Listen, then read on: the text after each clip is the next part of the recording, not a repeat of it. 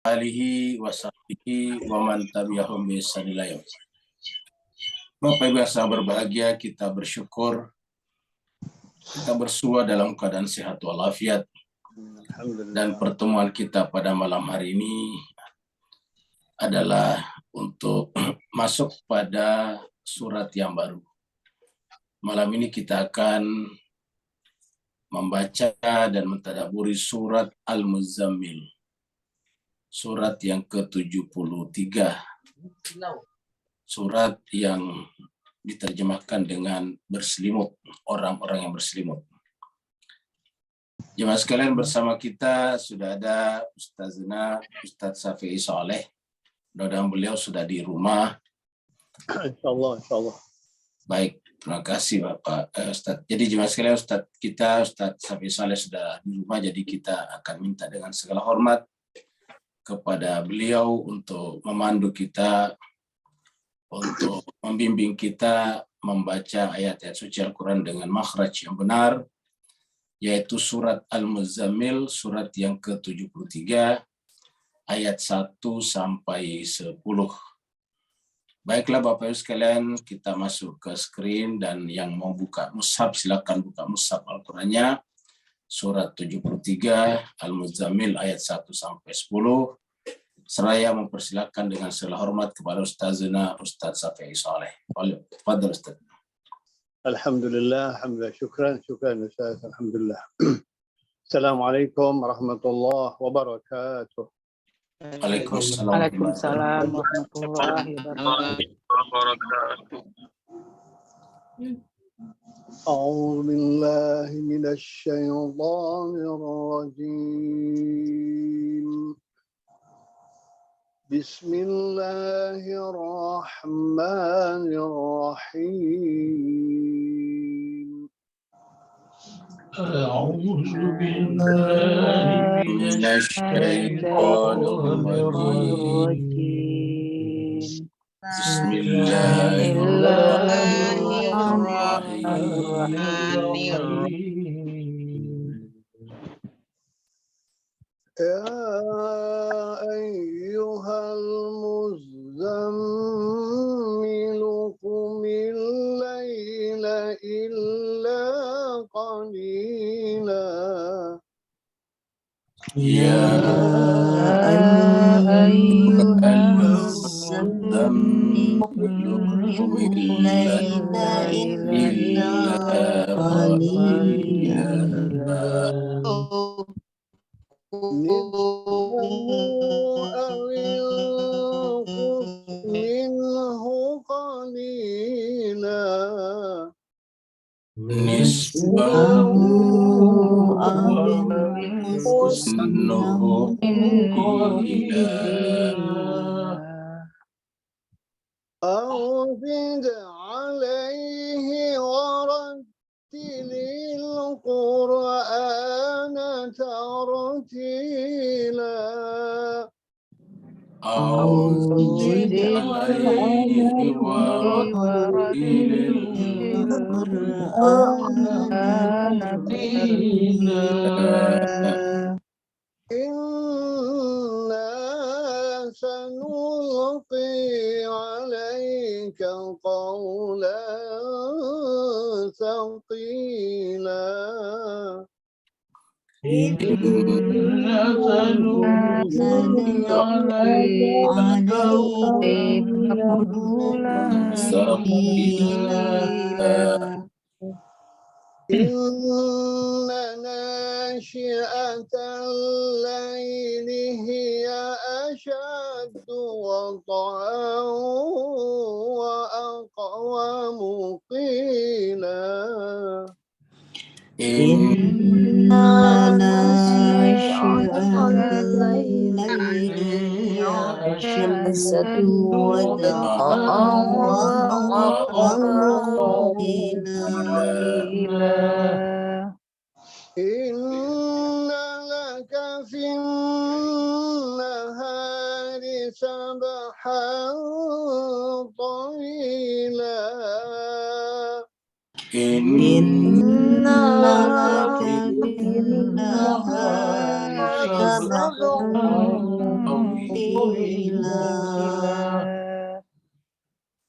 واذكر اسم ربك وتبتل إليه تبتيلا واذكر اسم ربك وتبتل إليه تبتيلا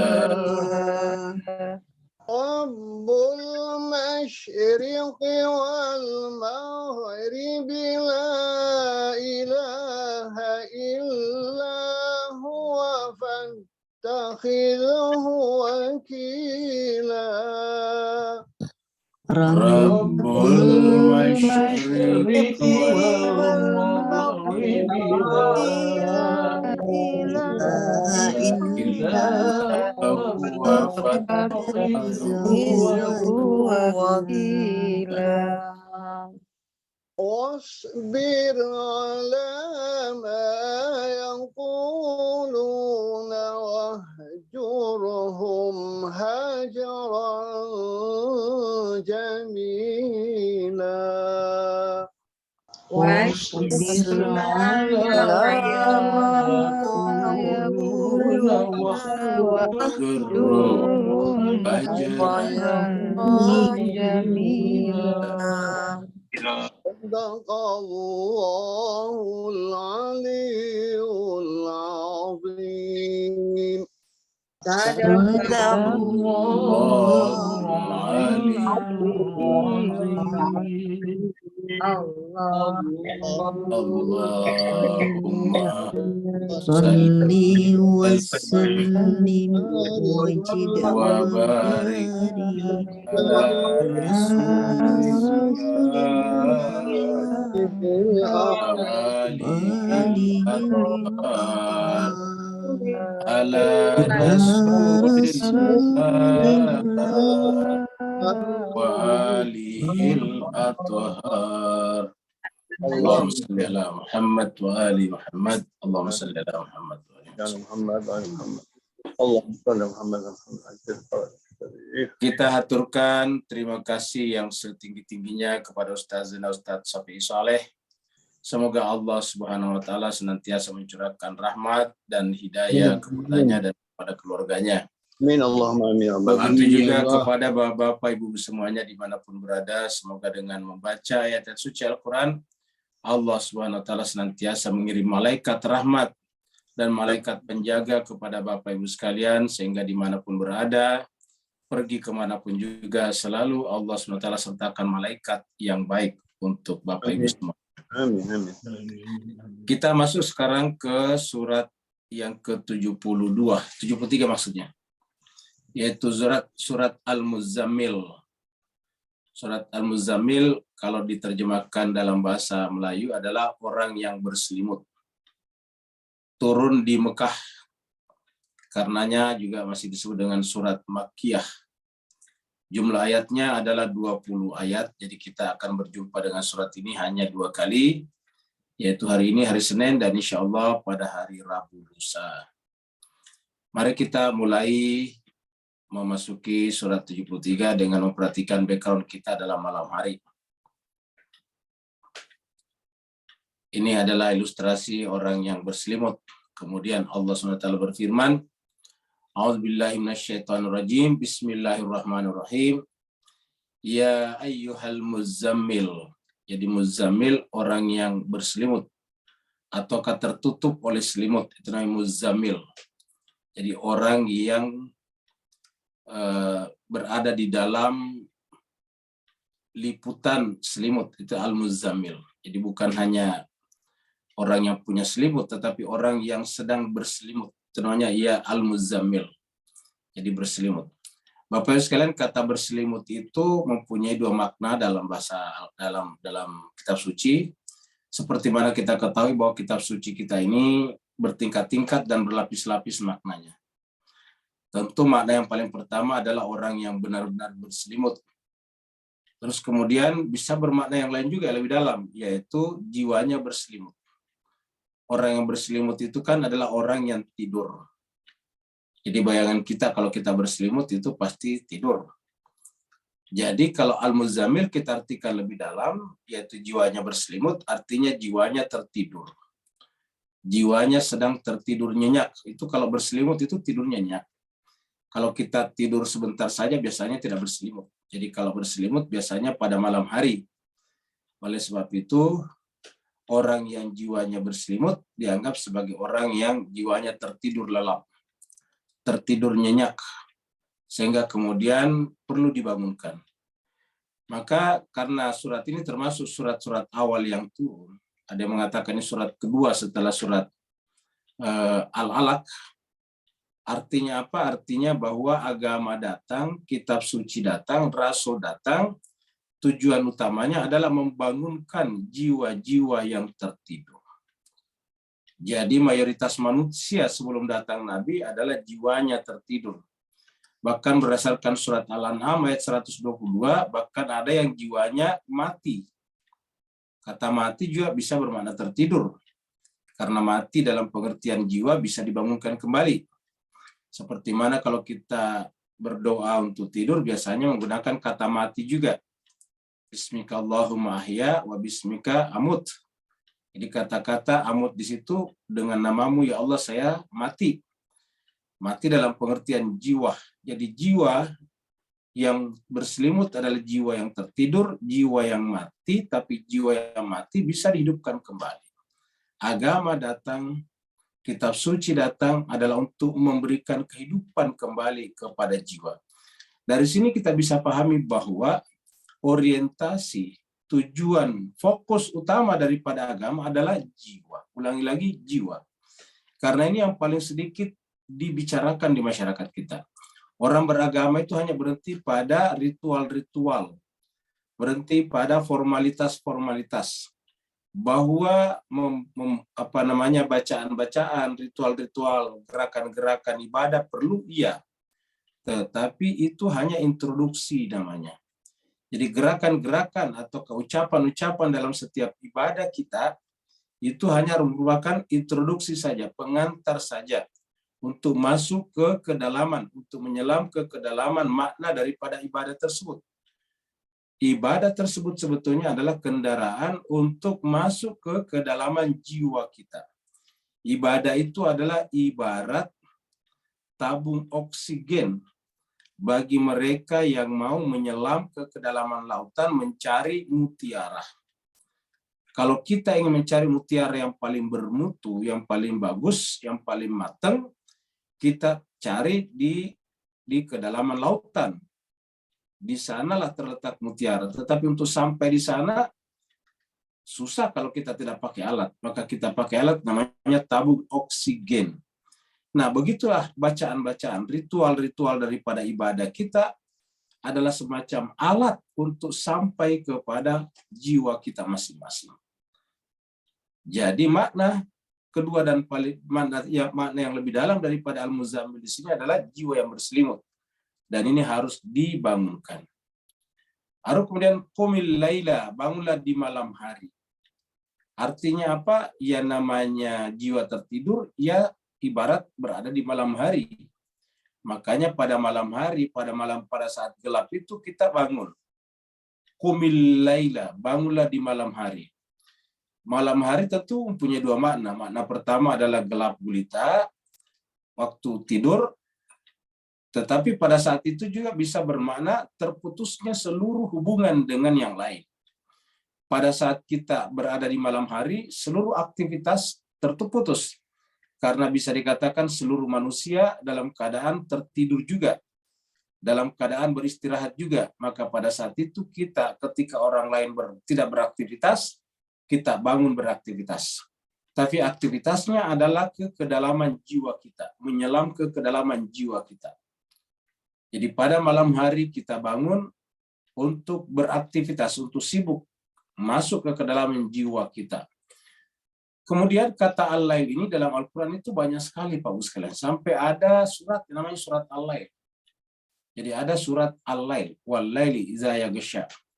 Jadi ada surat al-lail. Dan kemudian nabi-nabi diceritakan dalam Al-Quran itu kejadian-kejadian spiritualnya itu pada malam hari. Pada saat Nabi Musa akan pergi ke Gunung Turzina, itu tidak disebut 40 hari, tapi 40 malam. Jadi menggunakan kata-kata lail, bukan menggunakan kata nahar, siang. Bukan menggunakan kata ayam, malam, tetapi menggunakan kata laila. Ketika Allah memanggilnya pergi ke Gunung Tursina, yaitu 30 malam, ditambah 10 malam, lalu persempurnalah perjumpaannya dengan Tuhannya selama 40 malam. Jadi 40 malam. Nabi Muhammad kita juga pada saat Isra Mi'raj disebutkan dengan tegas itu pada malam hari. Subhanalladzi asra bi 'abdihi lailan. Jadi disebutkan lailan.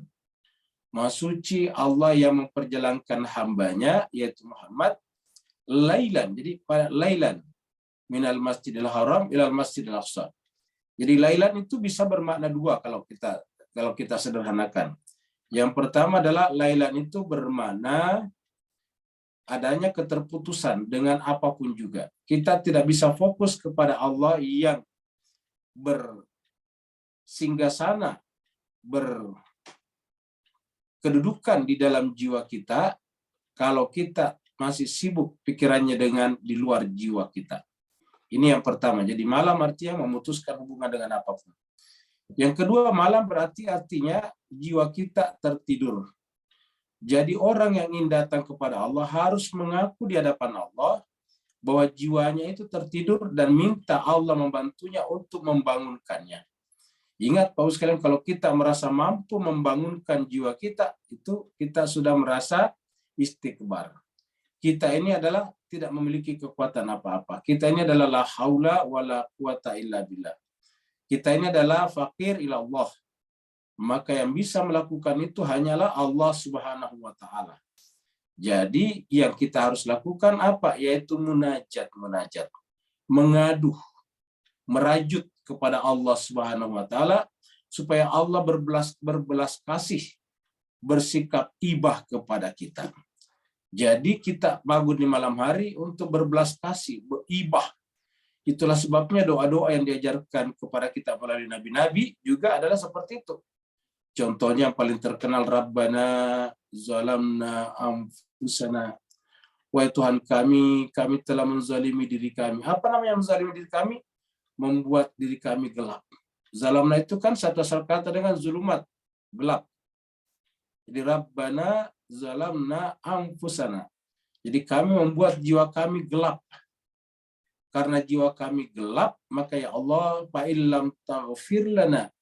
Kalau bukan Kamu yang mengampuni kami atau membantu kami untuk mengangkat hijab-hijab kezaliman itu, hijab-hijab tirai-tirai malam itu, dan bukan Engkau yang mengasihi kami, karenanya lanakunanna minal khasirin, kami pasti akan masuk ke dalam golongan orang-orang yang merugi.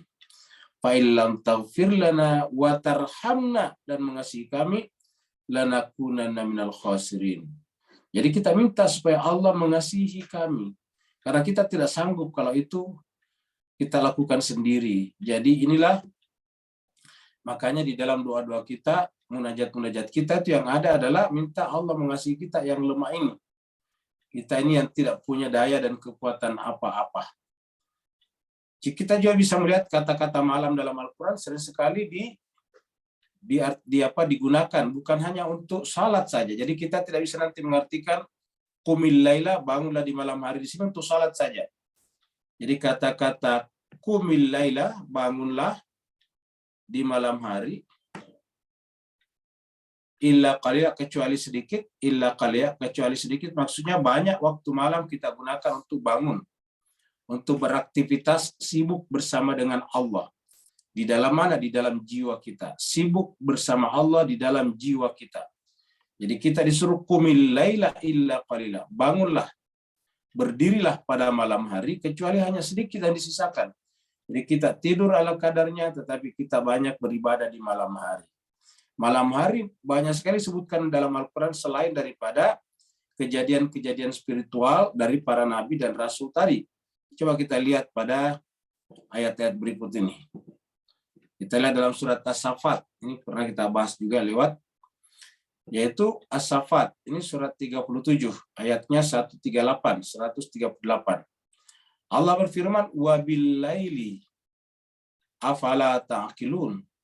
Wabillaili, dan pada malam hari. Afala ta'qilun, kenapa kalian tidak menggunakan akal? Jadi artinya apa? Harusnya malam hari ini digunakan untuk berpikir, digunakan untuk berenung. Jadi ketika kita berpikir, akal ini digunakan untuk merenungkan jiwa kita, untuk mencari rahasia terbesar yang ada di dalam jiwa kita, maka itu yang disebut dengan tafakur. Jadi ketika akal ini digunakan ke dalam jiwa kita, maka kemudian namanya tafakur. Maka Allah katakan, wabillaili afala taqilun, pada malam hari kenapa tidak menggunakan akalnya? Bisa juga diartikan, dan malam hari, rahasia-rahasia malam hari, kenapa tidak memikirkannya? Jadi malam hari punya rahasianya sangat dalam. Itu kita diantara saja yang kita sebutkan tadi, selain daripada bermakna waktu malam, itu tadi bermakna juga kita ini tertidur jiwanya. Kita ini adalah tergelapkan jiwanya. Jadi karena kita tergelapkan jiwanya, ya kita minta tolong kepada Allah SWT supaya memancarkan cahaya itu dengan membantu kita mengangkat tirai-tirai malam yang meliputi jiwa kita itu. Nah, kita juga bisa bermakna malam hari itu artinya kita datang dalam keadaan tidak punya apa-apa. Karena malam itu tanpa cahaya tidak ada apa-apa. Allah sudah mengatakan, antumul fuqara ilallah. Kalian ini adalah fakir kepada Allah Subhanahu wa taala. Makanya kita pikirkan, kita renungkan. Afala taqilun. Kita ada lagi misalnya dalam surat Qaf. Wa minal laili, ini surat Qaf, surat yang ke-50, ayatnya 40. Wa minal laili, dan di malam hari. Fasabbihu wa adbara sujud. Dan di malam hari bertasbihlah kepadanya. Fasabbihu itu sama dengan sabbihisma rabbik. Sabbihu artinya sucikanlah dia dalam jiwamu. Ingat, tidak mungkin kita menyucikan Allah karena Allah sudah suci. Jadi kalau kita katakan sucikanlah Allah, pasti tidak benar. Kenapa? Allah itu sudah maha suci dan tidak pernah terkena noda. Nah, yang terkena noda tadi, yang kena tirai tadi adalah jiwa kita. Jadi tadi, malam tadi itu adalah merupakan tirai yang paling tebal terhadap jiwa kita. Maka di malam hari, wa minal laili fasabbihu, untuk menyingkapkan tirai-tirai malam yang menyebabkan tertutupnya jiwa kita dari menerima cahaya dari Allah itu, kita harus singkapkan. Penyingkapan lapis demi lapis tirai itu adalah dengan tasbih namanya. Tetapi tasbih hanya akan bermanfaat, tasbih hanya akan menjadi useful apabila kapan? Apabila kita bersujud dulu. Karena Allah katakan wa adbara sujud, yaitu setelah sujud, di belakang sujud. Sujud apa yang dimaksud di sini? Tentu saja mempunyai makna yang berlapis-lapis lagi. Sujud yang paling luar, yang paling dangkal adalah ya setelah sholat malam. Setelah kita sholat maka bertasbihlah. Tetapi sujud yang maknanya lebih dalam apa? Yaitu menerima wilayah, menerima orang suci. Karena kita tahu perintah pertama Allah kepada makhluknya adalah suruh sujud. Ya. Setelah Allah mendeklarasikan kepada malaikat dia akan menjadikan khalifah di muka bumi, lalu setelah itu kemudian Allah minta mereka semuanya sujud kepadanya. Wa idz qulna lil malaikati isjudu li Adam. Jadi dua kali Allah berfirman kepada malaikat. Pertama adalah wa idz qala rabbuka lil malaikati inni ja'ilun fil ardi khalifah. Ingatlah tatkala Tuhanmu berfirman kepada para malaikat, saya akan menjadikan khalifah di muka bumi. Lalu kemudian beberapa ayat berikutnya, wa idz qulna lil malaikati, dan kami berfirman kepada malaikat isjudu, itu isjudu li Adama fasajadu illa iblis. Maka bersujudlah mereka semuanya. Artinya apa bersujud? Mereka berwilayah.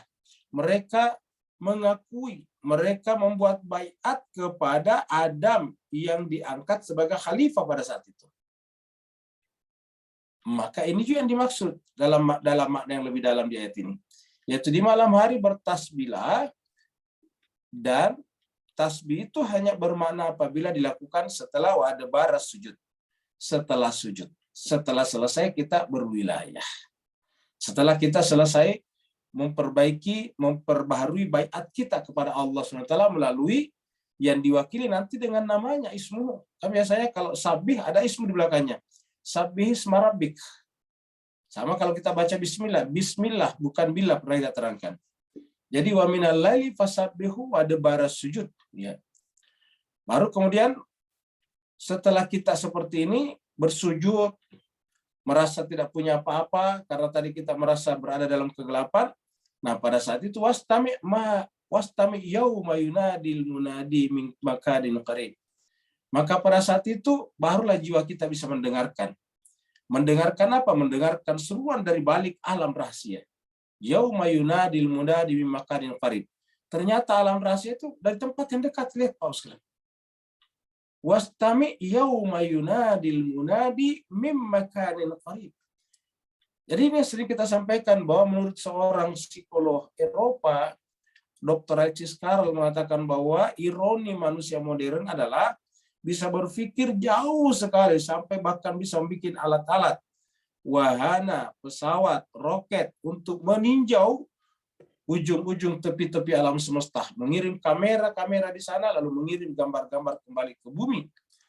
Tetapi kata Alexis Carrel, sayang seribu sayang, manusia modern kesulitan untuk pergi ke tempat yang paling dekat. Yaitu di mana? Yaitu di dalam dirinya sendiri. Di dalam dirinya sendiri. Jadi diri kita itu juga kita dekat sekali bersama dengan kita, dimanapun kita berada. Tetapi jarang kita memikirkan diri kita, jiwa kita. Yang kita pikirkan adalah apa yang akan dimakan oleh mulut kita esok. Apa yang akan mengisi perut kita lusa. Itu saja. Apa yang akan dipakai tubuh kita kalau ada acara nanti. Begitulah seterusnya yang mengisi pikiran-pikiran kita. Jadi yang mengisi pikiran kita, tubuh kita.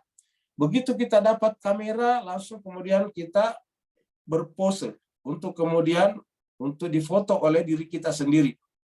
Begitu kita dapatkan kaca cermin, langsung kita bergaya di depan cermin. Jadi selalu berkaitan dengan tubuh kita, Pak sekalian. Tetapi tidak pernah kita selfie dengan jiwa kita. Tidak pernah kita berpose dengan jiwa kita. Kita kebanyakan selfie dengan tubuh kita. Tapi tidak pernah kita selfie dengan jiwa kita. Akhirnya apa yang terjadi? Jiwa kita merana. Anak yang terlantar tadi diperhatikan oleh orang tuanya. Padahal tempatnya dekat sekali. Dan di sanalah letaknya rahasia itu. Bahkan rahasia, segala rahasia juga di sana bisa kita temukan. Maka setelah dikatakan di sini, wa minal laili fasabbihu wa adbara sujud wastami yauma yunadi. Jadi bangun malam ataukah memanfaatkan malam itu adalah dalam rangka mempersiapkan terbukanya mata hati kita ataukah telinga hati kita untuk menyimak suara-suara yang berada dari balik alam yang disebut dengan sir itu, yang ternyata tempatnya dekat, makanin qarib. Di dalam surat Az-Zariyat, surat 51 ayat 17, Allah berfirman, kanu qalilan minal laili ma yahjaun. Jadi orang-orang yang ingin mendapatkan kesuksesan nanti di dunia dan di akhirat, terutama di akhirat, maka mereka itu adalah di dunia qalilan minal lail, sedikit saja di malam hari, ma yahjaun, mereka terbangun. Yahjaun itu artinya bangkit. Ya, kalau orang misalnya berada dalam tumpukan sesuatu baru kemudian keluar, nah itu namanya yahjaun. Jadi yahjaun. Kita berada dalam tumpukan selimut baru muncul, nah itu namanya yahjaun.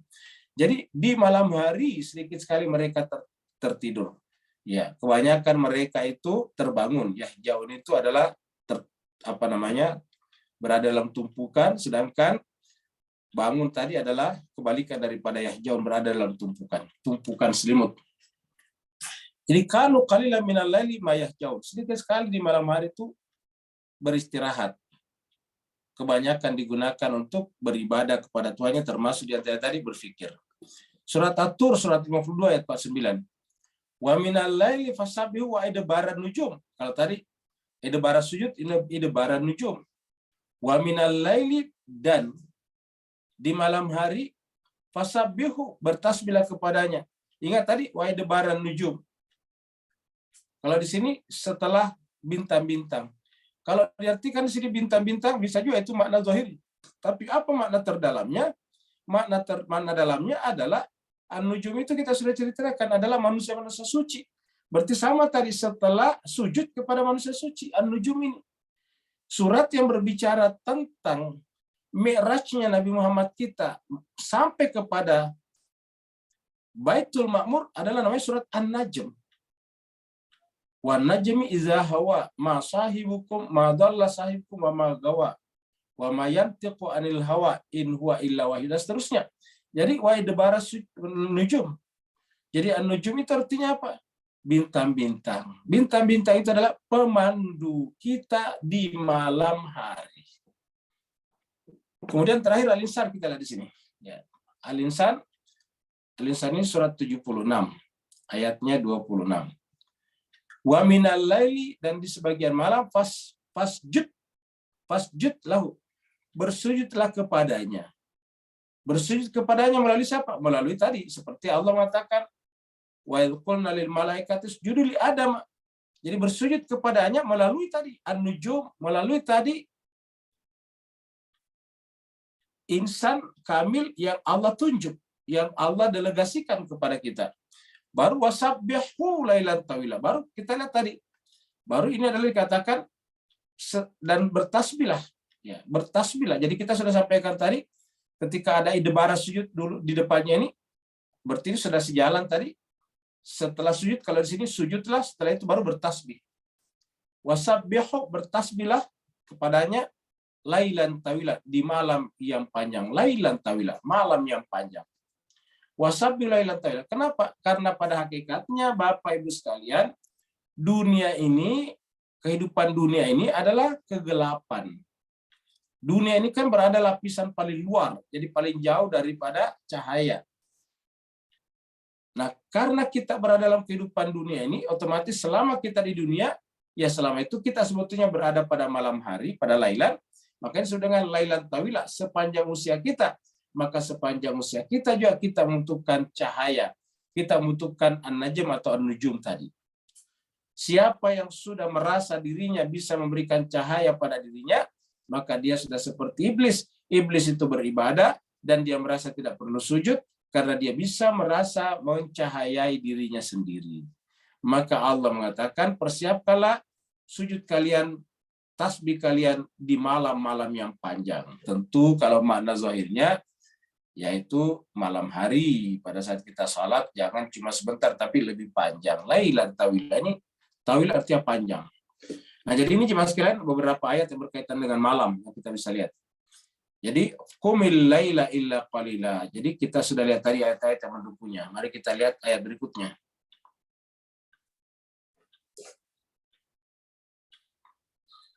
Ini adalah ilustrasi ya malam hari ketika rembulan ada di sana. Jadi kita sudah sampaikan bahwa Allah itu kita ibaratkan dengan matahari, sedangkan manusia suci, para nabi dan sebagainya kita ibaratkan rembulan di malam hari atau bintang-bintang di malam hari. Ingat Nabi Yusuf pada saat di awal cerita Yusuf menceritakan dia melihat matahari dan rembulan lalu bintang-bintang sujud kepadanya. Itu semuanya menggambarkan benda-benda alam. Nisfahu awingkus minhu qalila. Nisfah itu seperduanya, setengahnya. Nisf itu setengah. Dari kata nisf lahirlah nisfu Rajab. Ya, ini kita sekarang memasuki nisfu Rajab. Kemudian nisfu Sya'ban. Jadi ada nisfnya. Nisfu itu artinya setengahnya, seperduanya. Mirip dengan bahasa Inggris half. Jadi nisfahu awingkus minhu qalila. Yaitu setengah malam atau setengahnya awingkus minhu qalila, atau bisa kurangi dari sedikit dari situ.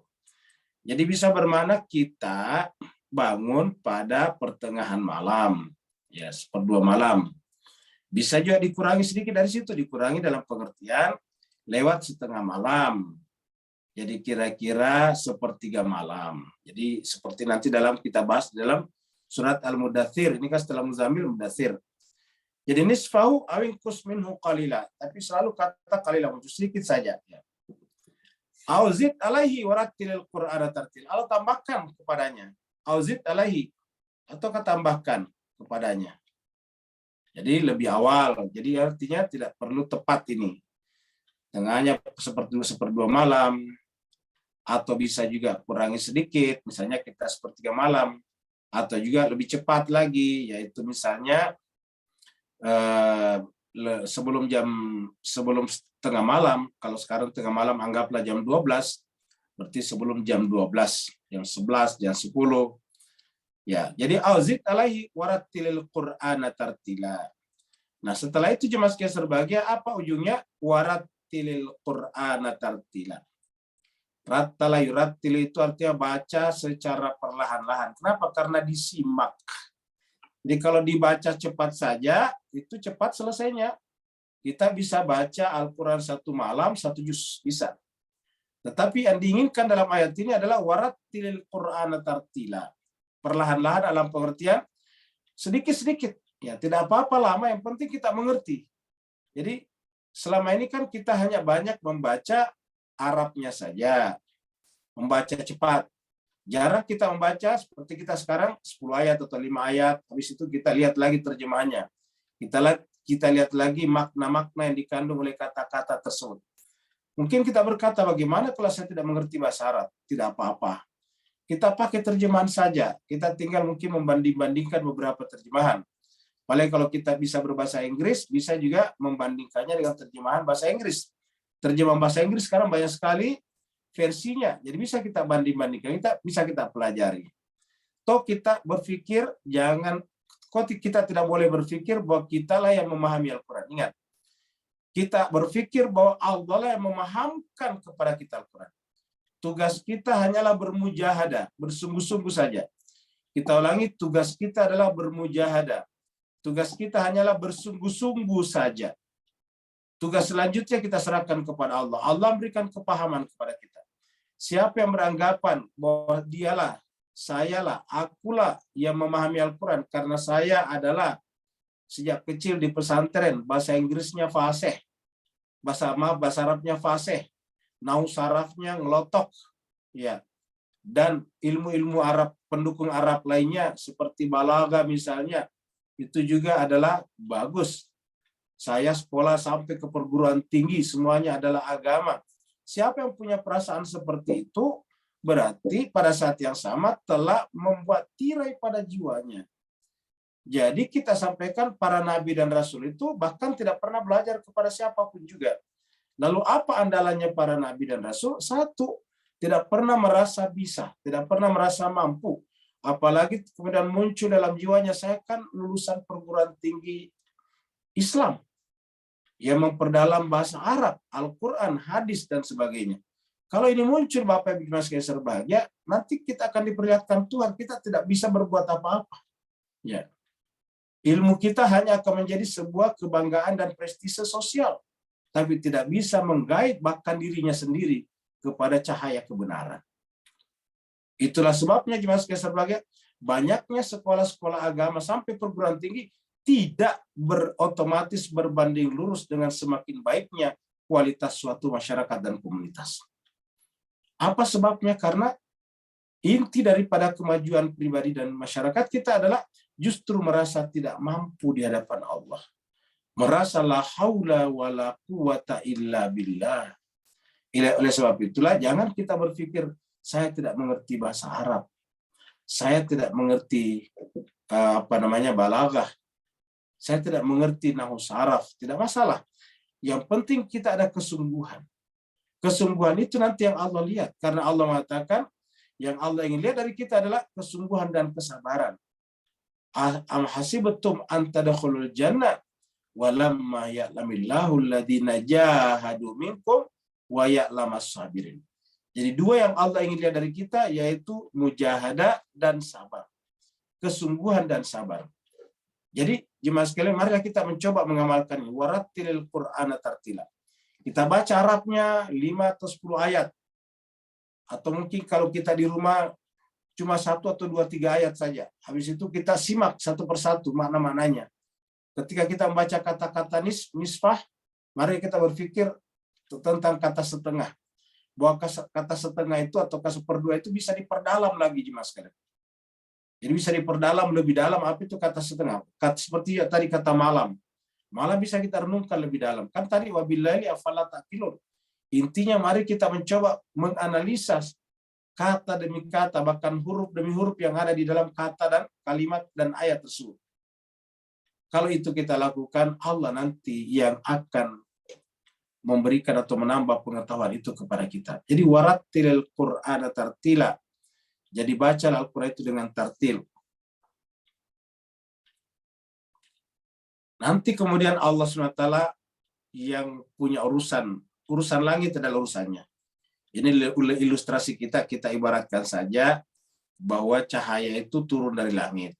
Hujan cahaya. Jadi nanti di dalam jiwa kita akan terjadi hujan cahaya. Inilah disebut dengan wahyu ketika terjadi pada para nabi. Jadi jiwa-jiwa nabi yang telah menerima hujan cahaya dari Allah, itu nanti kemudian menjadi wahyu. Kalau kita jemaah sekalian berbahagia, kita tidak punya pretensi untuk mendapatkan seperti ini, tetapi paling tidak kita di-guide, dibimbing oleh Allah SWT untuk memahami hujan cahaya yang ada di dalam kitab suci Al-Quran, yang aslinya berada di dalam jiwa Rasulullah SAW. Inna sanulqi alaika qaulan saqila.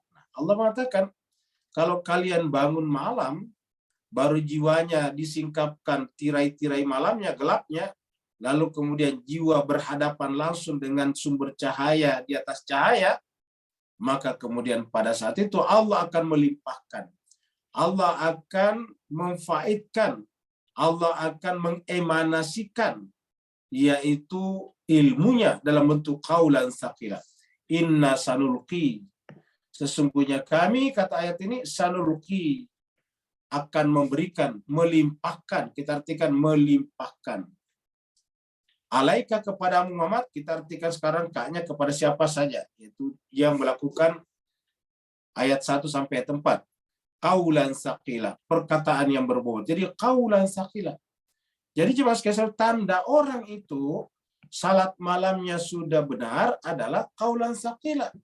Tapi kalau salat malam rajin, tetapi kata-katanya justru yang ada adalah kebencian, provokasi, bicara yang tidak bermanfaat, kebanyakan hanya dagelan-dagelan murahan saja. Yang ada adalah hanya mengocok perutnya para pendengar saja. Ini tidak ada maknanya qaulan saqila. Bapak Ibu sekalian, coba tunjukkan nabi mana sejak Nabi Adam sampai Nabi Muhammad yang kerjanya di atas mimbar bikin ketawa-ketawa umat. Coba kita tunjukkan. Di mimbar nabi mana kalau dia berceramah orang semuanya tertawa terpingkal-pingkal. Tetapi mimbar-mimbar nabi sekarang yang ada di masjid-masjid dan yang ada di majelis-majelis talim tidak sedikit diisi oleh dagelan-dagelan murahan, sehingga umat tertawa terpingkal-pingkal. Dan hebatnya lagi umat tertipu dengan ini dan mengatakan inilah penceramah yang paling baik. Luar biasa. Jadi yang disebut dengan ulama sekarang adalah yang bisa membuat orang tertawa terpingkal-pingkal. Yang membuat dagelan-dagelan murahan. Kalau tidak membuat tertawa terpingkal-pingkal dianggap tidak berbobot. Yang berbobot yang membuat tertawa, ini kan sudah terbalik. Ini benar-benar sudah terbalik Pak Bu sekalian. Yang cahaya disebut dengan gelap, yang gelap disebut cahaya. Yang benar disebut dengan batil, yang batil disebut dengan benar. Ini coba kita lihat, ini tertera dalam Al-Quran. Semua ustadz, semua ulama pasti membaca ayat ini. Bahwa tujuannya kita disuruh bangun malam adalah Tuhan menjanjikan sanulqi alaika qaulan saqila, perkataan yang berbobot. Apa itu perkataan yang berbobot? Perkataan yang membuat orang semakin ma'rifat kepada Allah, semakin dewasa, semakin arif dan bijaksana. Dan kata-katanya adalah bersifat menasihati seperti dalam ayat yang mengatakan ud'u ila sabil rabbika bil hikmati wal mau'izatil hasanah. Jadi kata-kata qaulan saqila itu adalah bil hikmah wal mau'izatil hasanah. Isinya adalah penuh dengan kearifan, penuh dengan kebijakan, dan sekaligus mau'izatul hasanah. Isinya adalah pelajaran yang bagus, mau'izatul hasanah. Jadi inna sanulqi alaika qaulan saqila. Ini kata-kata Allah dalam Al-Quran, bukan dari kita, ini dari Allah SWT. Bahwa kita disuruh bangun malam adalah agar Allah melimpahkan, agar Allah menuangkan ke dalam cawan jiwa kita apa yang disebut dengan perkataan yang berbobot, yaitu qaulan saqila, perkataan yang berbobot. Nah, jemaah sekalian sebagai apakah puncaknya qaulan saqila itu adalah menerima Al-Quran dan pasangan Al-Quran. Puncak daripada qaulan saqila adalah menerima Al-Quran dan pasangan Al-Quran. Dari mana kita tahu? Karena Nabi mengatakan, dan ini hadisnya mutawatir, ini hadisnya diterima oleh seluruh mazhab, bahwa Nabi mengatakan, kutinggalkan kepada kalian sakalain, dua hal yang berbobot. Taraktumus sakalain, aku tinggalkan kepada dua hal yang berbobot, yaitu kitabullah wa itrati ahli baiti. Jadi disebutkan seperti itu. Qaulan saqila. Ini disebut dengan sakalain, dua yang berat. Dan ini juga yang disebutkan dalam beberapa ayat di dalam Al-Quran dengan kata-kata fa'amma man saqulat mawazinu. Jadi kata-kata berat timbangannya adalah berat seperti dalam ayat ini saqulat. Fa'amma man saqulat mawazinu fahuwa fi 'aisyatin radiyah. Maka tempatnya di dalam radiyah, karena di dunia itu mereka mengikuti pasaran Al-Quran, namanya pertama kali adalah al-murtada. Maka dikatakan kehidupannya nanti radiyah. Jadi seperti saqila, qaulan saqila. Kemudian ayat berikutnya, ayat yang ke-6. Ini adalah ilustrasi salat malam atau berdoa di malam hari. Inna nasyi'atal laili hiya asyaddu wat'an wa aqwamu qila. Sesungguhnya nasyi'ah bangun. Bangkit tadi dari yahjaun tadi, jadi bangkit dari tidur, bangkit dari, kalau tadinya tadi tertimbun selimut, sekarang keluar dari timbunan selimut, namanya nasyiah. Jadi sesungguhnya keluar dari timbunan selimut atau kaliputan selimut, bisa kita artikan juga, yaitu melek di malam hari. Sesungguhnya melek di malam hari, hiya adalah asyaddu wat'an wa aqwamu qila. Jadi dua di sini. Pertama adalah asyaddu wat'an, yang kedua adalah aqwamu qila. Sebagai imbalan reward apresiasi Allah terhadap mereka yang disebut di sini dengan nasyatal lail. Jadi sesungguhnya inna nasyatal laili, yaitu orang yang begadang malam untuk memperbaiki ma'rifatnya kepada Tuhannya. Jadi orang yang menghidupkan malam-malam harinya untuk mendekatkan diri kepada Allah, entah dengan ibadah malam, entah dengan baca Quran tadi, entah dengan bertasbih, entah dengan melakukan kerja-kerja akal tadinya, hiya asyaddu wat'an wa aqwamu qila. Itu adalah merupakan asyaddu wat'an, kekuatan yang luar biasa. Asyad itu adalah syadid, luar biasa. Kemudian wat'an itu adalah kuat, jadi kuat sekali. Jadi artinya apa? Membuat jiwa manusia menjadi sangat kuat. Jadi bayangkan kalau jiwa kita sangat kuat. Kalau jiwa kita sangat kuat, artinya dirongrong dengan apapun, mendapatkan ujian apapun, tidak mungkin dia menjadi runtuh. Tidak mungkin menjadi roboh. Apa sebabnya? Dia sangat kuat. Lihatlah para nabi dan rasul diuji dengan apapun juga, itu jiwanya tetap kukuh, jiwanya tetap kokoh. Tidak ada nabi dan rasul yang bisa diajak bernegosiasi baru kemudian terjadi bargaining sesuatu berkaitan dengan tugas mereka. Tidak ada satupun juga. Bahwa nabi-nabi, rasul-rasul ada yang datang ke penguasa, ya, tapi datanya ke penguasa adalah niatnya, nawaitunya adalah membimbing penguasa untuk dekat kepada Tuhannya. Seperti Nabi Musa diutus kepada Fir'aun. Dia datang kepada penguasa, dia datang kepada istana, tetapi dia menyampaikan kepada Fir'aun bahwa wahai Fir'aun, halaka ila antazakka wahdiyaka ila rabbika fatasya. Tidak adakah keinginan pada diri kamu untuk mensucikan diri? Kalau ada, saya siap untuk membawa kamu kepada Allah SWT. Karena saya adalah utusan Allah Rabbul Alamin. Jadi itu asyaddu wat'an wa aqwamu qila. Baru kemudian aqwamu qila. Kemudian qila ini perkataan, ucapan. Aqwam itu dari kata qama yakum, paling kuat, paling tegas, paling lurus. Aqwam itu dari kata qama yakum, dan ingat kata siratal mustaqim dari kata qama juga. Aqwam itu paling teguh, paling kuat. Jadi kalau berdiri tidak mungkin goyah. Nah, itu adalah namanya aqwam. Sedangkan kalau wat'an, kuat dalam pengertian bisa memikul apa saja. Itu namanya wat'an. Jadi memikul kekuatan apapun. Tidak pernah merasa minder. Tidak pernah merasa tertekan hanya karena berhadapan dengan raja-raja. Karena bagi dia, raja-raja di hadapan Allah tidak ada apa-apanya. Ya. Jadi kenapa mesti harus minder di hadapan raja-raja? Lihatlah Nabi Ibrahim datang kepada Raja Namrud. Raja yang berkuasa, yang adik kuasa pada saat itu. Superpower pada saat itu. Lihatlah Nabi Musa datang kepada Fir'aun.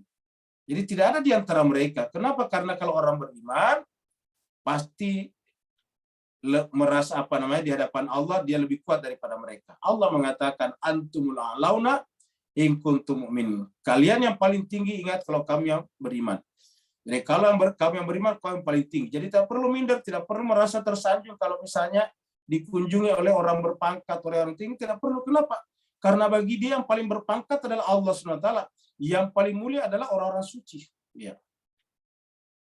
Jadi jemaah sekalian, karena kita misalnya menghormati yang kita anggap sebagai pejabat-pejabat, tiba-tiba setelah menjabat 2 kali kerjanya merampok. Coba Bapak-bapak dengar cerita dari Blitar, kan, mantan wali kota 2 periode, setelah menjadi wali kota 2 periode jadi merampok. Merampok siapa? Merampok rumah jabatan yang pernah ditempati. Coba ya, enggak susah kita bayangkan. Jadi artinya apa?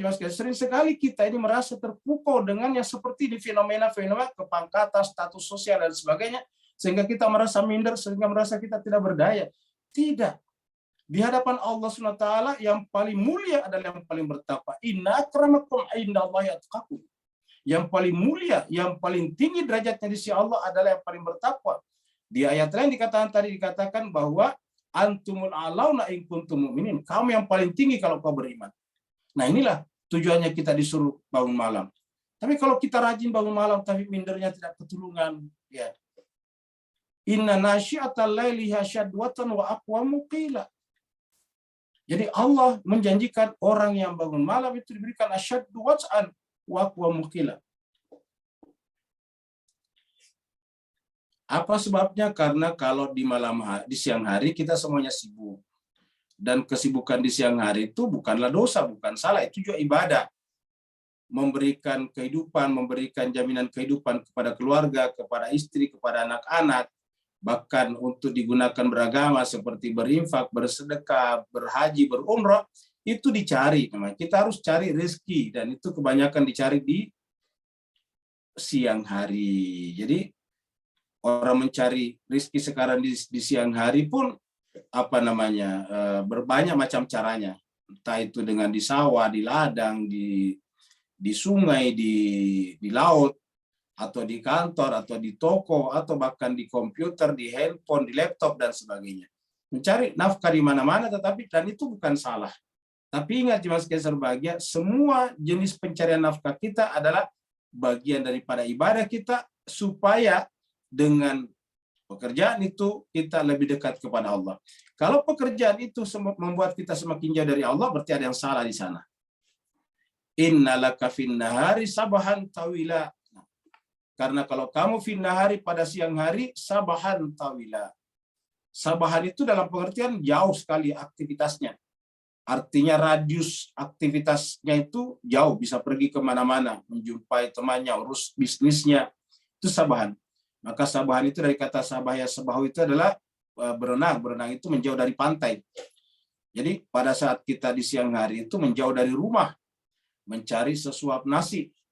Sampai dikatakan sabahan tawila. Dan ini ingat, ini bukanlah celaan, bahkan ini pujian. Bahwa setiap orang memang harus di siang hari harus sabahan tawila. Jadi seluruh ayat ini menjelaskan kepada kita bahwa orang-orang terutama yang punya tanggung jawab, minimal tanggung jawab pada dirinya, harus di siang hari itu adalah sabahan tawila. Harus beraktivitas dengan aktivitas yang panjang. Untuk apa? Untuk menjalankan tugas dan kewajibannya kepada keluarganya, kepada anak-anaknya, kepada masyarakatnya, kepada bangsa dan negaranya, kepada kemanusiaannya, dan terakhir dan paling tinggi adalah kepada agama dan Rabbnya. Innalaka fin nahari sabahan tawila. Jadi Allah memahami kita. Kita tidak mungkin setiap saat mempunyai waktu yang seperti tadi di malam hari. Maka Allah sengaja menciptakan siang dan malam. Makanya di dalam surat Al-Imran dikatakan inna fi khalqis samawati wal ard wa ikhtilafil laili wan nahar la ayatin. Jadi itu Allah sengaja membuat pergantian siang dan malam itu sebagai tanda kebesaran Allah supaya di siang hari kita mencari nafkah, menjalankan kewajiban kita. Karena kita ini terbuat dari tanah, terbuat dari darah dan daging, darah dan tulang, dan itu adalah butuh asupan, butuh makanan, butuh minuman, butuh kesehatan, butuh obat-obatan, dan itu semuanya mempunyai biaya, karena biaya artinya apa? Barter dengan yang lain. Siapa yang tidak melakukan itu berarti menggantungkan dirinya kepada orang lain. Jadi innalaka fin nahari sabahan tawila. Dan makanya jemaah sekalian berbahagia, di malam hari kita dianjurkan untuk banyak menyebut nama Allah Subhanahu wa taala, dalam pengertian lebih banyak kita melakukan tafakkur. Wadhkur isma rabbika wa tabattal ilaihi tabtila. Wadhkur isma rabbika, dan sebutlah nama Tuhanmu. Wadhkur isma rabbika, dan sebutlah nama Tuhanmu. Siapa nama Tuhan kita? Ya, yang apa makna awam isma rabbika itu seperti Ar-Rahman, Ar-Rahim, Al-Malik, Al-Qudus, dan sebagainya. Tetapi bisa jadi makna isma rabbika itu adalah insan suci yang merupakan representasi daripada Asmaul Husna. Dari mana kita tahu? Allah mengatakan wa 'allama Adam al-asma'a kullaha. Jadi Adam yang akan menjadi khalifah itu adalah Adam yang merupakan representasi dari totalitas asma Allah. Jadi Adam di situ adalah asma Allah. Dan ini kemudian ditegaskan di dalam surat Al-Isra ayat 180 ketika Allah berfirman walillahil asmaul husna fad'uhu biha. Allah itu punya asmaul husna, maka berdoalah biha, melalui nama-nama itu. Jadi wadhkur isma rabbika wa tabattal ilaihi tabtila. Apa itu tabattal? Tabattal itu artinya beribadah dengan memutuskan hubungan dengan selain daripada yang diibadahi. Jadi kalau kita beribadah kepada Allah, pada saat kita melakukannya harus memutuskan perhatian terhadap selain daripada Allah SWT. Jadi tabattal itu artinya beribadah tetapi memutus hubungan dengan yang lain. Jadi wa tabattal ilaihi tabtila. Beribadahlah kepadanya dengan sungguh-sungguh, dengan cara memutuskan hubungan dengan apapun selain daripada dia, selain dia. Dengan seterputus-terputus. Ini pengulangan. Wa tabattal tabtila artinya diputuskan dengan sebenar-benarnya. Dalam pikiran tentunya, dalam jiwa. Sehingga jiwa kita benar-benar fokus, orientasi, nawaitunya hanya kepada Allah Subhanahu wa taala saja.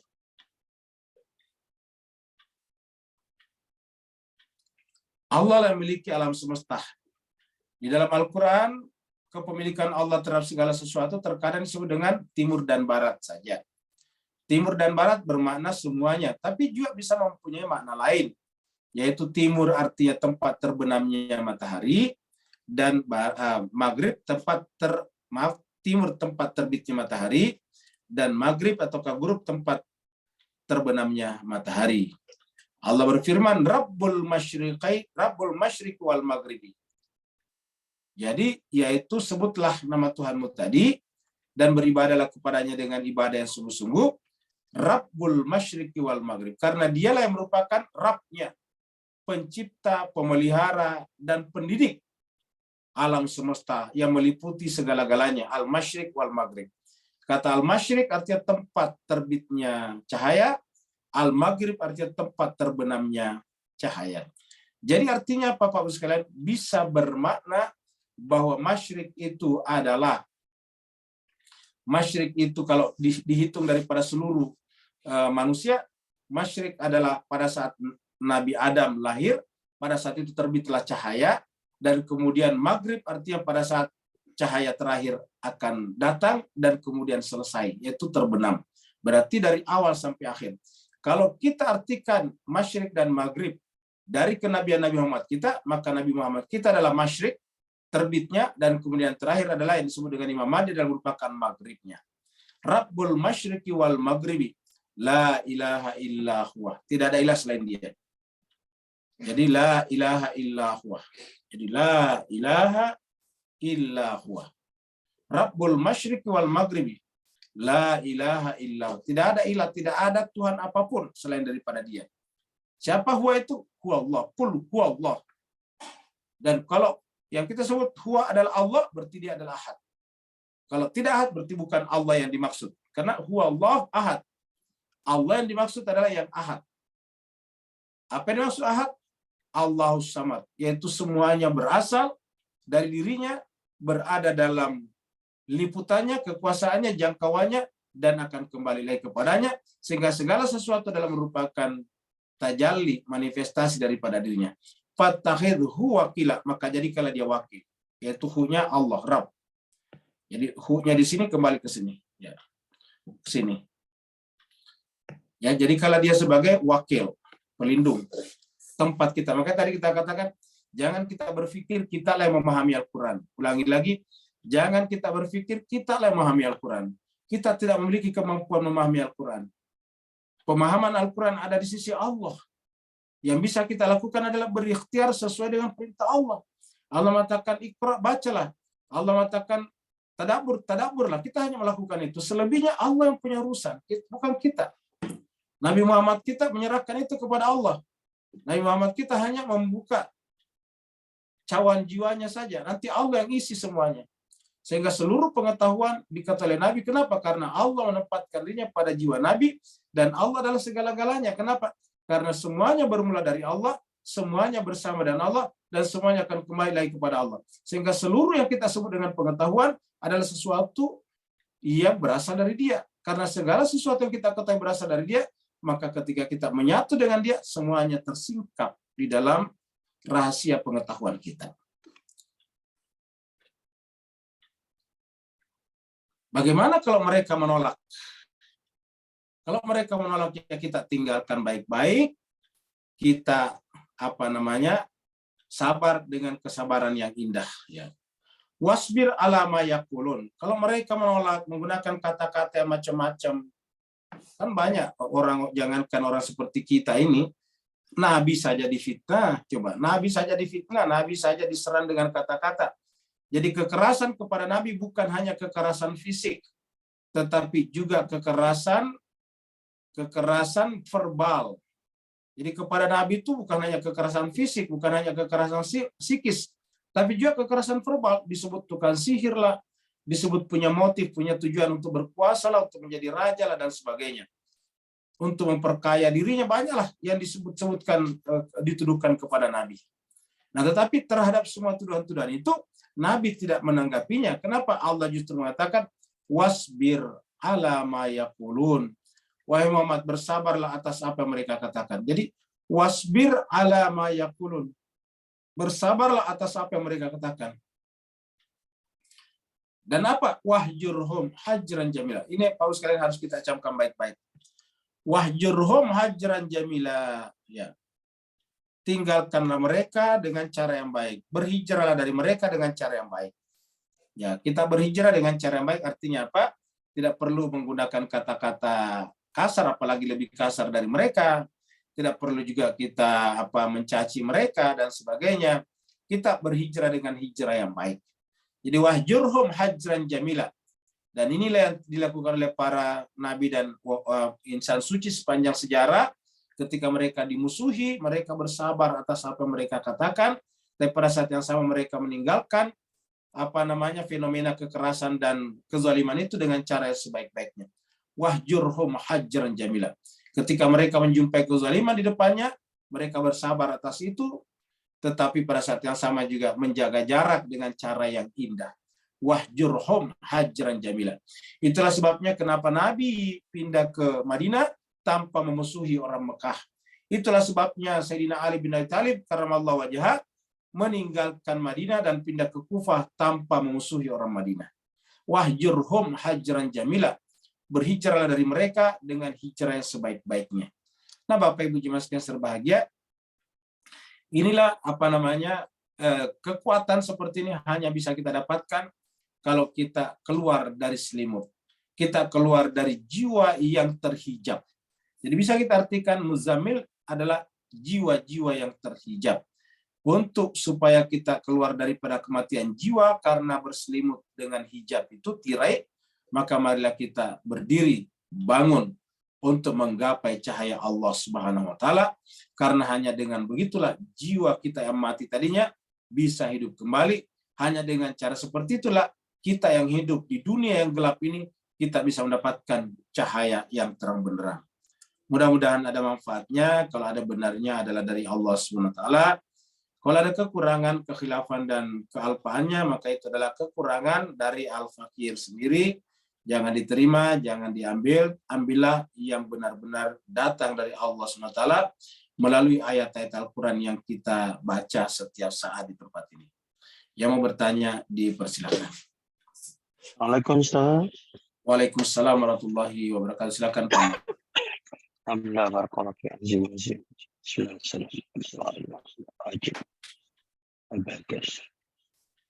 Dalam kata Muzammil tadi dan kata Al-Kisah dicantumkan apa simbolik kerohanian bahawa kedua-dua pengkiasan ini menyelimuti Ahlul Bait itu sendiri, dan dibandingkan dengan kita yang berada di luar selimut tadi, Ustaz.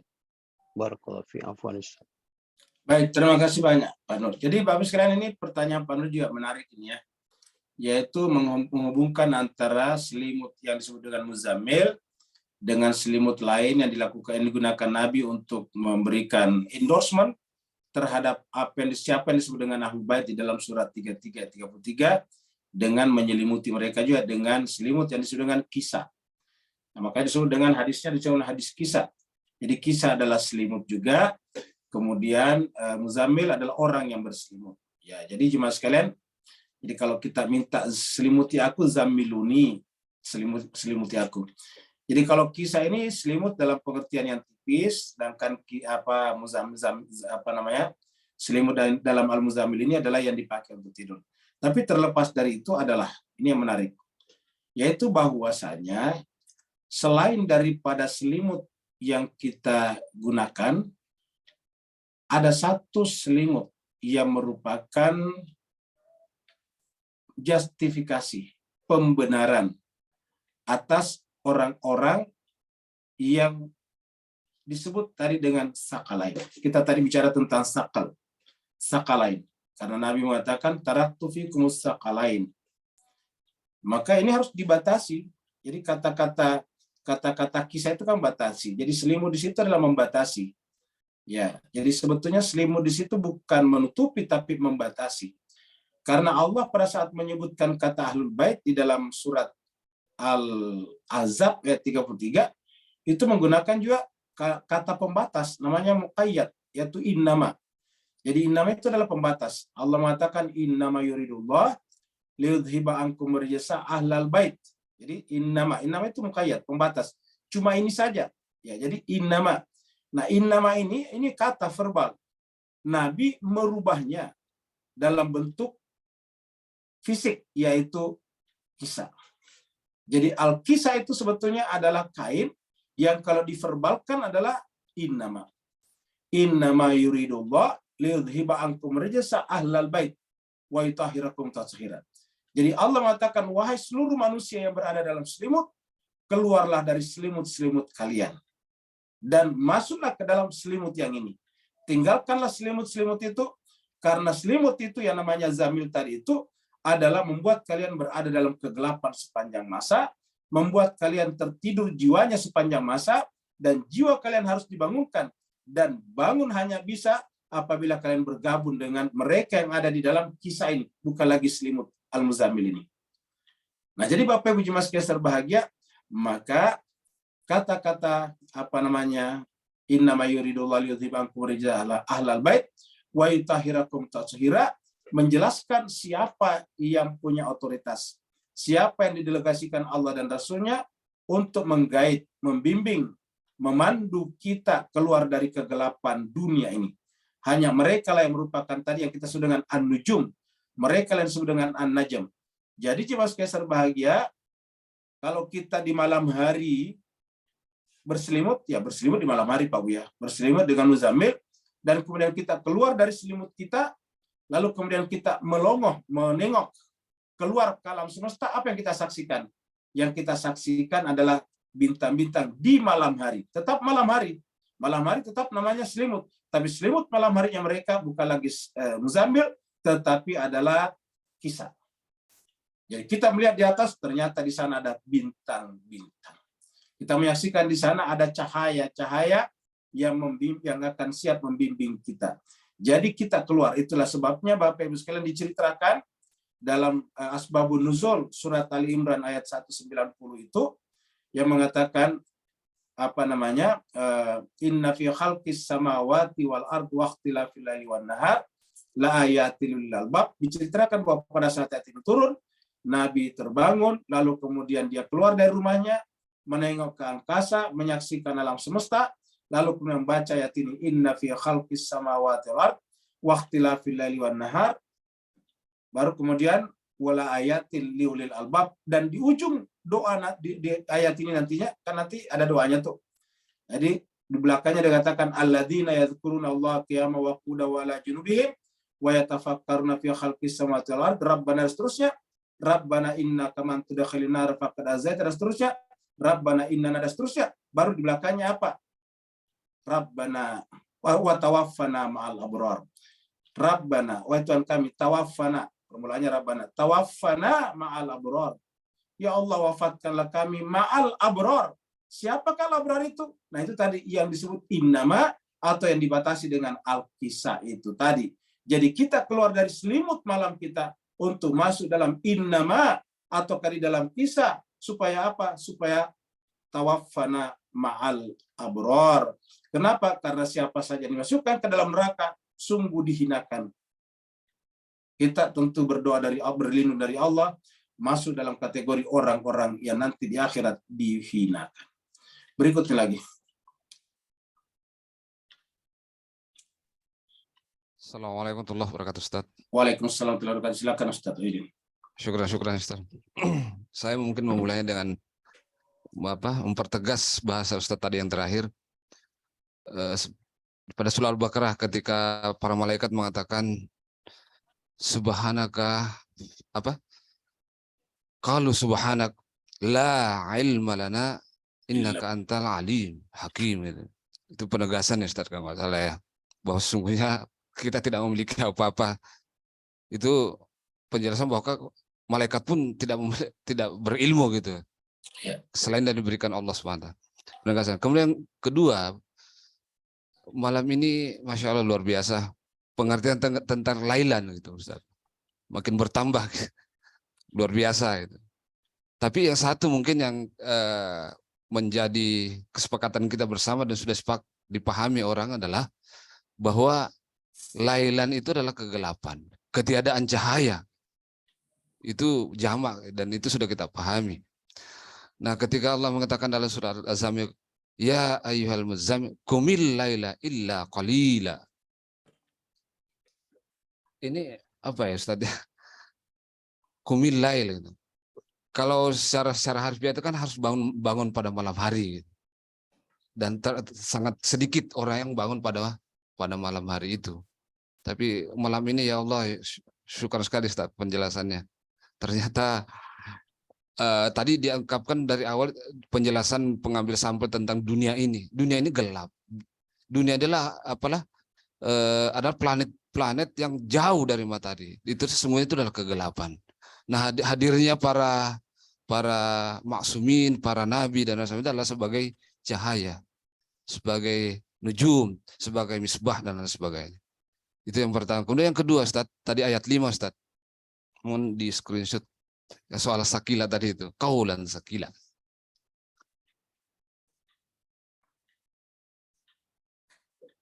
Ayat 5 ya. Inna sanulqi alaika qaulan sakila. Menarik ayat ini menurut saya, Ustaz. Ini kata sanulqi di sini diterjemahkan penyebaran ya, Ustaz. Apa bukan dari kata laqiya ini? Al-qayulqi gitu. Satu tasrif apa? Setimbang dengan kata af'ala yuf'ilu.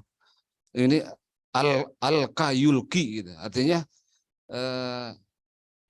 kami sanulqi, kamilah yang mempertemukan. Kami yang mempertemukan alaika. Allah itu kan Allah ya Allah. Ini Allah itu kan bahasa di atas, paling tinggi agung itu. Alaika. Jadi kaulan sakila ini satu apa? Sebenarnya yang dikatakan kaulan sakila ini adalah Al-Quran sesungguhnya, karena itu sumbernya dari atas. Makanya disebut di sini bukan sanulki bika, tapi sanulki alaika. Ala berarti sumbernya dari atas. Saya memahami ayat ini seperti itu. Mohon saya diluruskan kalau saya keliru. Assalamualaikum warahmatullahi wabarakatuh. Waalaikumsalam. Terima kasih banyak Ustaz Aidul. Jadi jemaah sekalian, ini makanya menarik nih kalau yang bertanya para Ustadz, karena memperkaya jadinya. Jadi yang dikatakan tadi Ustaz Aidul juga benar yang pertama tadi. Jadi bahwasanya malam itu benar-benar memiliki makna yang sangat dalam. Apa sebabnya? Itu saja kita lihat. Setiap Allah berhubungan dengan para nabi dan rasulnya itu selalu disebut malam. Selalu malam hari. Waktu Nabi Lut disuruh menyelamatkan diri dan kaumnya, itu ya pada malam hari. Ya. Jadi disuruh di malam hari pergi keluar dari Sodom dan Gomora dan dilarang berbalik ke belakang. Nanti kalau istrinya tidak mau pergi, tidak apa-apa, kata malaikat utusan Tuhan. Karena dia termasuk golongan yang akan ditenggelamkan. Minal gabirin, dia termasuk akan ditenggelamkan atau masuk dalam kategori dibinasakan.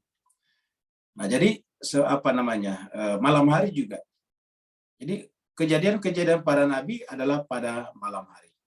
Nabi Musa tadi ketika dipanggil ke Gunung Turzina juga adalah malam hari. Kita lihat pada saat juga Nabi Musa kembali dari Yordania, takut kembali daripada kembali dari tempatnya Nabi Syuaib. Lalu kemudian dia pergi melewati bukit Tursina. Lalu kemudian dia melihat di atas ada cahaya, ada api. Nah, api itu kan kelihatan pasti di malam hari. Dan memang pada saat di padang pasir, terutama dulu orang berjalan di malam hari. Karena kalau siang hari itu panas, jadi jalannya di malam hari.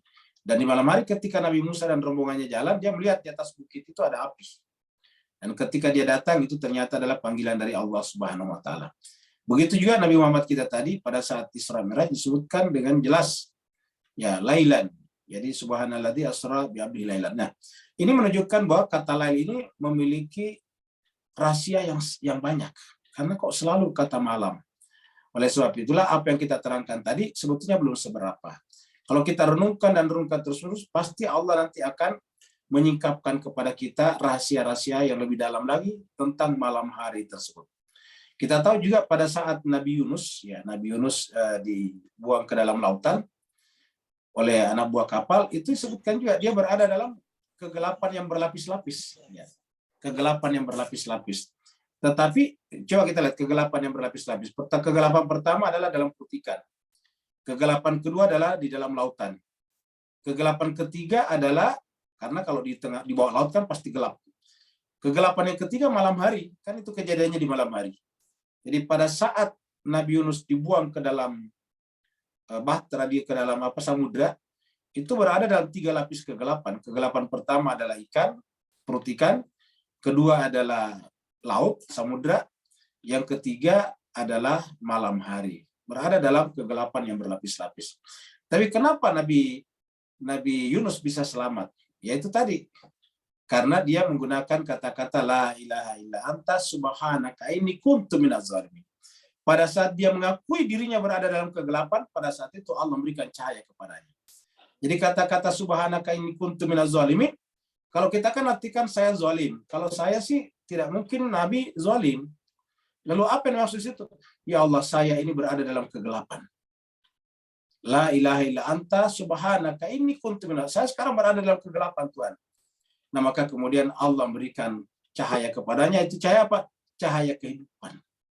Dia merasa tiba-tiba perut ikan itu berada di dalam alam semesta yang terbuka. Dia tidak merasa itu sebagai perut ikan. Kalau dia merasa itu adalah perut ikan, maka tentu dia tersiksa.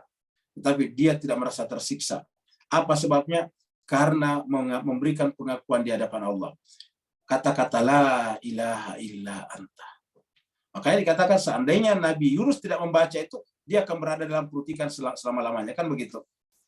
Jadi justru karena dengan zikir itu, dengan kata-kata itu, justru Allah memberikan cahaya kepadanya, dan cahaya itulah yang menyebabkan Nabi Yunus kemudian selamat. Dan itu artinya apa? Ibrah bagi kita bahwa dengan mengisi jiwa kita dengan la ilaha illa anta, maka kita bisa merasakan kebahagiaan sejati, kita bisa merasakan kemanusiaan yang sesungguhnya. Tetapi ingat, kata la ilaha illa anta hanya bisa tersimpan di dalam jiwa kita kapan? Apabila kita mengatakan ini kuntu minaz zalimin. Ari merasa tidak mampu. Jangan kita merasa mampu. Yang kedua adalah tentang sanulqi alaika, bagus ini. Jadi alaika itu ala, udah benar. Jadi betul. Jadi sanulqi alaika, kami akan melimpahkan alaika atasmu. Jadi menunjukkan benar dari atas. Qaulan saqila. Dari sisi Nabi ini adalah benar, ini adalah Al-Quran, qaulan saqila. Maka kita katakan tadi bahwa bagi kita hasil daripada tahajud kita atau bangun malam kita adalah apa? Ketika kita sampai pada Al-Quran dan pasangannya. Karena Al-Quran dan pasangannya itulah yang Nabi sebut sebagai sakalain. Dan ketika Nabi mengatakan taraktum fikum sakalain, taraktu fikum sakalain, menunjukkan bahwasanya itu juga yang dimaksud dalam kata-kata fa'amma man saqulat mawazinuhu. Jadi artinya apa? Timbangan kita akan berat kalau sakalain ini ada pada jiwa kita. Kalau dia tidak ada pada jiwa kita, berarti dia tidak sakal, dia tidak berat. Dan dia masuk pada berikutnya. Wa amma man khaffat mawazinuhu fahuwa fi 'isyatir radiyah. Maaf, wa amma man khaffat mawazinuhu fahuwa fi wa amma man khaffat mawazinuhu fa ummuhu hawiyah. Wa ma adraka ma hiya narun hamiyah. Ini cuma dua, dan itu di Al-Quran 3 kali muncul itu Pak sekalian. Kata-kata ini 3 kali muncul. Yang mirip dengan di dalam surat Al-Qari'ah itu. Jadi artinya apa? Hanya dengan memasukkan sakal, yaitu Al-Quran dan pasangannya pada jiwa kita ini. Jadi artinya apa? Al-Quran yang tertulis kita jadikan sebagai sifat, sebagai akhlak, sedangkan pasangannya kita jadikan sebagai tempat sujud. Tadi kita katakan tempat sujud. Loh, kenapa bukan kepada Allah? Karena Allah telah mendelegasikan sujudnya kepada dirinya, kepada manusia suci. Dari mana kita tahu? Yaitu ketika Allah mengatakan wa idz qulna lil malaikati isjudu li Adam. Jadi pada saat itu artinya sujudnya manusia kepada Allah dilimpahkan, didelegasikan kepada manusia-manusia suci yang telah dipilihnya, telah ditunjuknya sebagai wakilnya di muka bumi ini. Ada lagi berikutnya Bapak sekalian sebelum kita tutup. Ya, Assalamualaikum Ustaz. Waalaikumsalam warahmatullahi wabarakatuh. Fadhal Faji. Ya, minta maaf saya nak tanya ke Pak Ahmad. Kalau kata kita nak memahami sesuatu pelajaran ataupun kita nak belajar sesuatu memahami sesuatu ilmu, boleh tak kita berdoa dengan Allah, la ilaha illa anta subhanaka inni kuntu minaz zalimin, Ustaz? Syukran Ustaz, minta pencerahannya Ustaz. Baik, terima kasih banyak Pak Haji. Jadi sekali berbahagia, jadi Pak Haji Ahmad Osman Torpedo tadi dari Malaysia bertanya kepada kita dan jawabannya iya. Jadi kata-kata la ilaha illa anta subhanaka inni kuntu justru bagus diucapkan ini Pak Haji setiap saat. Terutama kalau kita ada keinginan, kalau kita ada urusan.